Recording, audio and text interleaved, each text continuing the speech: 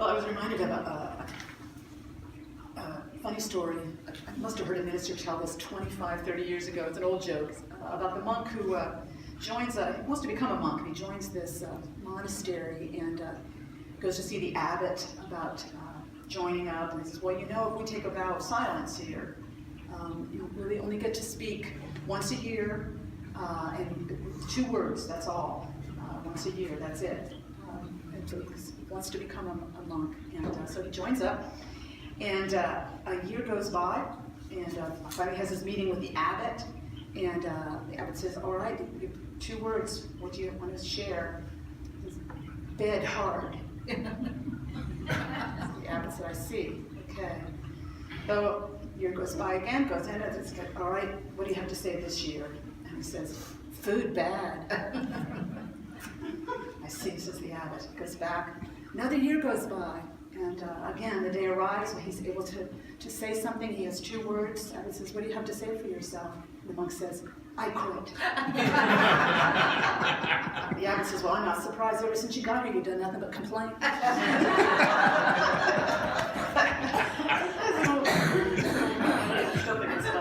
Nothing but complain. Well, this is Lent. Lent started Wednesday. I didn't think about it until I was in the stores and I saw some ashes on people's foreheads, and which I think is a tradition, particularly in Catholic churches. But it kind of marks that beginning of this time of spiritual preparation and purification, things like that. That's the tradition of it. It's a church tradition. It's not in the Bible or anything like that. But sometime in the Middle Ages, the tradition started of Lent, and typically understood as a time of fasting, abstaining from, giving things up, things that maybe block your relationship with God in some way.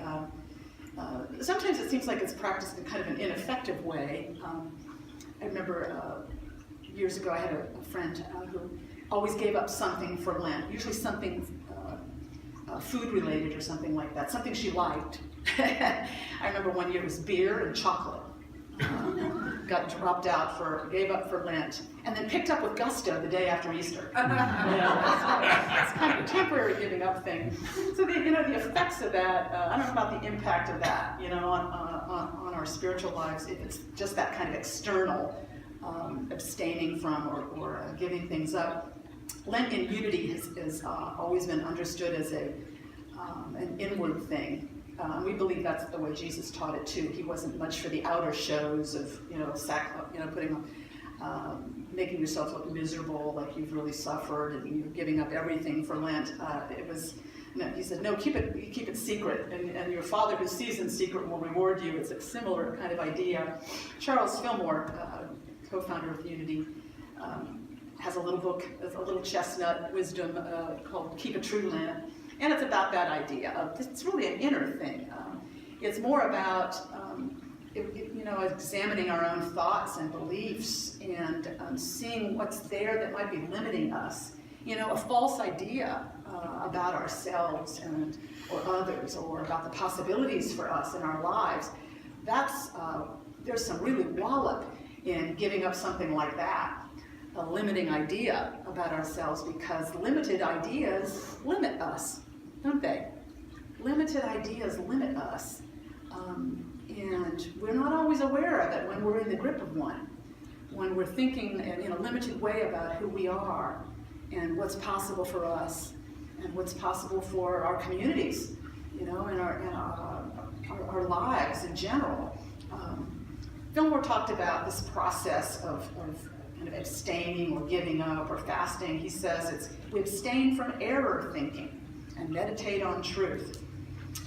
He says that this is how he practices. He says, I deny out of consciousness old error thoughts as if I were gently sweeping away cobwebs. Like that idea. He said, I rid my consciousness of limited thoughts that have encumbered and darkened my understanding, that have burdened us, that have been in the way of our clear thinking about who we are. It's kind of, I like that it comes at the same time as spring. And there's this urge to spring clean and to clear away the old cobwebs and the stuff out of the gardens, all the dead stuff out of the garden beds and so on. So new life can come in, so there can be new growth. It's a similar process in our hearts and minds. We want to get rid of, it's a phrase from a poet named Ted Loder, get rid of the dead certainties. You know, the things that maybe we were certain about once, that we thought we were stuck with, and they're dead. There's no life in them anymore, and they're blocking our growth. That's the stuff to clear out. Not just in the garden beds, but in our consciousness, where it really will bring rich rewards if we can get it out of the way.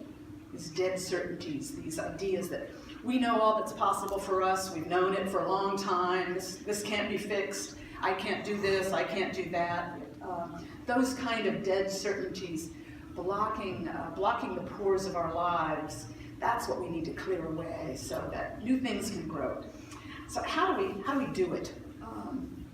It seems to me it's just all this matter of awareness and intention. Awareness and intention. If we can become aware of a limited idea that's limiting us, that makes all things possible. It starts with the awareness. And that guidance will come to us in any number of ways. It could be something we read, it could be something somebody says, it could be an idea that pops into our heads, the benefit of that divine mind in us that we are all plugged into at some level. Ideas will just come, won't they? All of a sudden it's like, you know, I really need to set that idea aside, or where did that come from? Where did I get this idea? I can't do that. Limited ideas. What is limiting us? I think that's the question to ask in Lent, in this period now, you know, going into spring and Easter, a time of new growth and resurrection. What ideas are limiting us? What ideas are limiting you? Is there some idea in your mind about something that you're frustrated with, you're dissatisfied with, and that you don't think you can do anything about, that seems kind of stuck? Is there a limited idea there that maybe needs to be cleared away, like those cobwebs Charles Fillmore was talking about? Those thoughts we hold in mind, those can't-do ideas, those not enough ideas. There are lots of stories around us that can help inspire us too, about people who overcome these limited ideas, who encounter them often in times of adversity. They encounter these limited ideas about what's possible for them and somehow manage to shift their thinking, to sweep that limited idea aside, to break through into new growth and new life. And it's wonderful teachings in these stories for us, because in all our lives, I think, you know, things happen, circumstances occur, and very often we think it's our circumstances that limit us. It's the circumstances that are limiting us. And that's true sometimes. Circumstances do occur that seem to be limiting us in some ways. But more often, it's our belief about our circumstances that limit us. Much more than the circumstances themselves. It's our beliefs about them. Those are the ideas that really can keep us down and stop us in our tracks and block our growth if we don't become aware of them. The awareness is everything.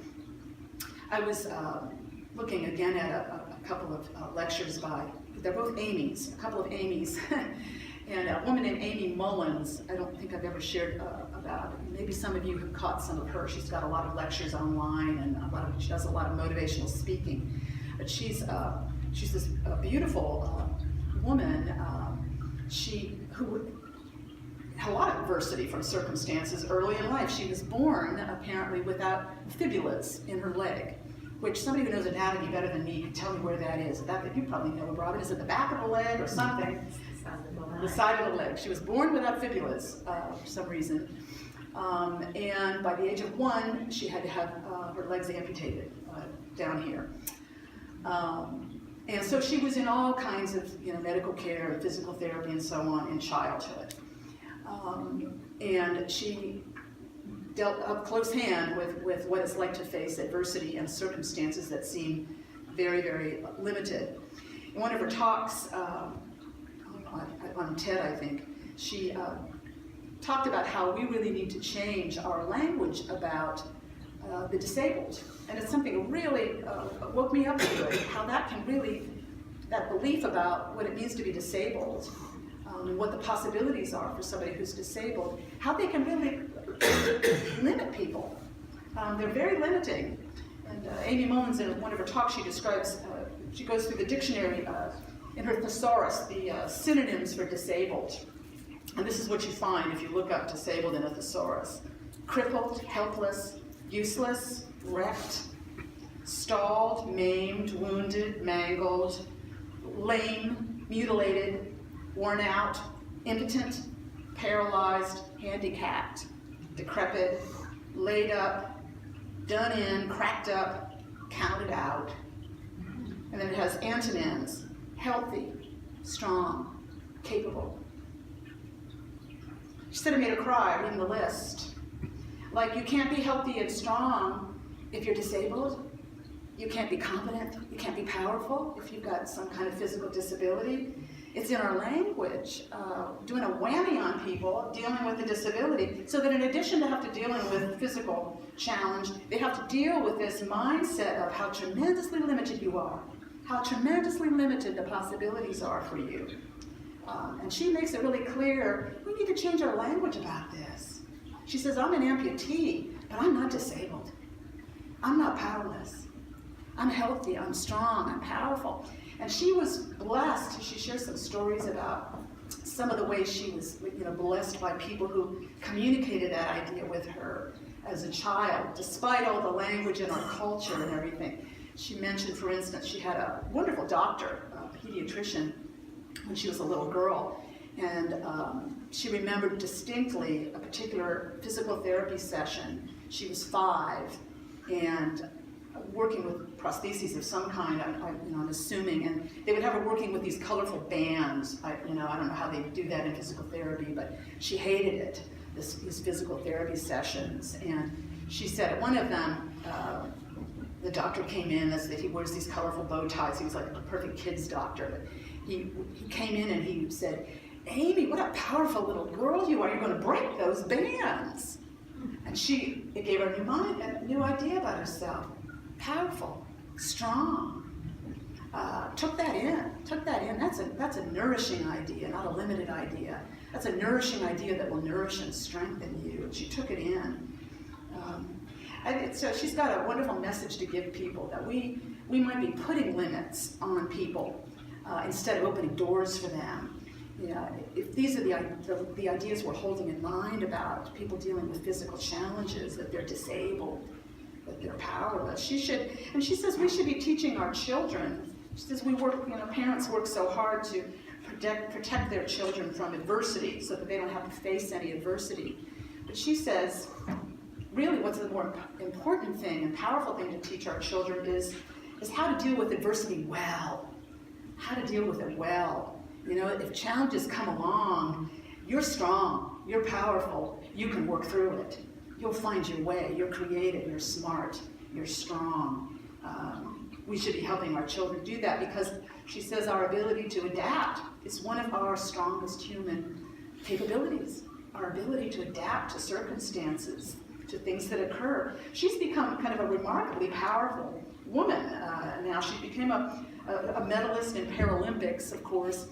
She designs all these prosthetic legs, and her first, working with others to design them, her first ones were designed after the strength of a cheetah. That's what they went for, one of the fastest animals on Earth. And they're those kind of bendy, metallic but very bendy legs, and she became a champion sprinter with these legs. But she's got something like 12 pairs of legs. She's got to talk about this out somewhere too. And there are all kinds of designs. And one of them is designed it's like out of wood, carved wood that look like boots. They're fabulous looking. All kinds of different legs she has, 12 different pairs, depending on what she's going for, what kind of strength, what kind of mobility. She can alter her height anywhere from 5'8" to 6'1". And that's something. So somebody told her, one of her friends, she was telling them, she said, well, that's not fair, Amy, that you can be 6'1". The rest of us can't alter our height that way. She goes in and does programs for kids and shows them all her legs, and she'll give them a challenge like, well, I want to be able to run this fast, I want to be able to jump. What kind of legs do you think I should use? And kids typically, they don't have the mindset of barriers, and they're not uncomfortable about it until they're taught to be. And they'll go, well, can't you get one that can make you fly too? All kinds of possibilities. Nothing limited there in their thinking.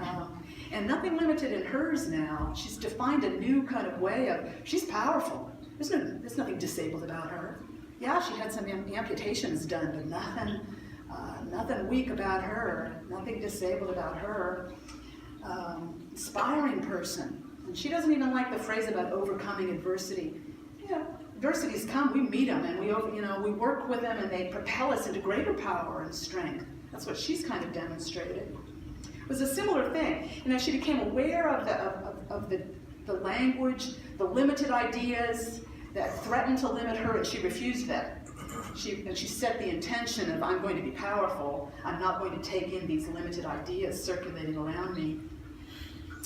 Amy Purdy is another woman, and I think I've mentioned her in talks before, that did a kind of a similar transcendent work dealing with physical challenges. She lost both her lower legs to meningitis. She had a sudden case of meningitis, came up, it seemed like the flu, and within like 24 hours, she was in a hospital on life support with a 2% chance of survival, and managed to survive it. But she lost her lower legs, and I think her kidney function. She got a family member donated a kidney, and she came back from this thing. But it was terrible. She spent like 3 months in like a fetal position in bed, with these clunky, horrible prosthetic legs leaned up against the wall, and didn't want to do anything. Was in that kind of place for a while. And then she had this breakthrough thought, which I talk about as the divine mind reaching her and coming through. She had this idea come to her: if my life was a book and I was the author of it, what would I want to happen next? Isn't that an empowering idea? I'm going to be the author. If I were the author of this book, this life, what would I want to happen next in this story? And she began to think about that. So the awareness came, and then the intention started forming. She realized she wanted to walk gracefully again. She wanted to snowboard again. She'd always been an avid snowboarder, very athletically oriented. And she wanted to somehow help other people through these kinds of journeys. And she imagined these things so vividly, the intention started forming so clearly, it fueled this remarkable recovery. And she too, like the first Amy Mullins, Amy Purdy became the only snowboarder in the world with 2 prosthetic legs. She won 2 gold medals in the Paralympics. She started a foundation called Adaptive Action Sports, that they designed better prosthetics for sports enthusiasts. A similar idea of this awareness that came, these limited ideas coming at me, I'm not going to take these in. I don't have to take these in.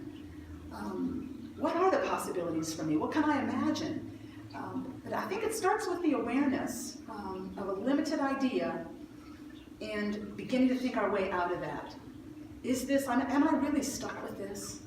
Am I certain about that? Am I certain there's nothing I can do about this in my life? Am I sure about that? These could be dead certainties, no life in them and no truth in them. Or maybe they did seem true at one time, but they're not anymore. People like these 2 Amy's, I think they make it clear for us, I don't know, what limitations there are. Maybe there aren't that many limitations. If people can kind of come back from things like that, not only just surviving, but excelling, finding tremendous new capabilities and strength and creativity, maybe I can, based on the adversities that come up in my life.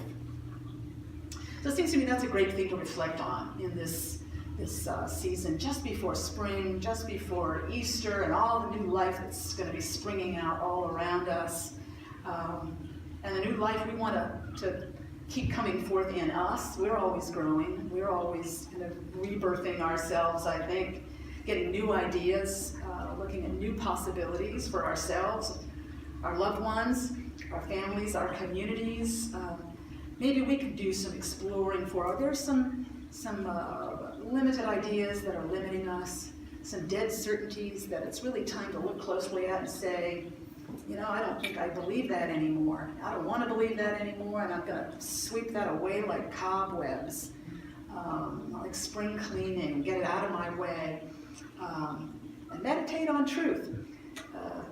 Like Charles Fillmore does. Get rid of sweep away the error thinking and meditate on truth and begin to think about what the new possibilities are for us, the breakthrough for us, the new strength, the new power we see ourselves coming into. There's nothing as limiting as a limited idea.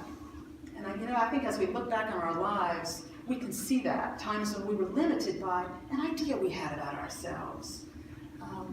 So Lent is a great time to think about, is there one like that now? Some idea about who I am or what's possible for me, that it would be a good thing to kind of look at closely and maybe start sweeping away. Maybe start thinking of some larger possibilities. There's nothing in the universe to block us or limit us. Nothing. The only limitations occur in our own minds. So there's a tremendous power available to us to become aware of those limited ideas and sweep them away. I am free and unlimited. That's an old Unity affirmation, works as well today as it did decades ago. I am free and unlimited. Want to join me in that? I am free and unlimited. Let's take that into prayer for a moment and affirm it within. There are no limitations on us. This is a lush universe, lavish, tremendous power circulating within and all around us, because this is a God-infused universe, and that God power and presence is in us too. We do not know the limits for ourselves, for each other, for our communities, for our world. So we set no limits on them. We are wide open. We are ready to participate in the flow of life, to receive deep, creative, empowering ideas and abilities.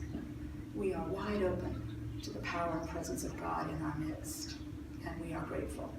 So it is. Amen.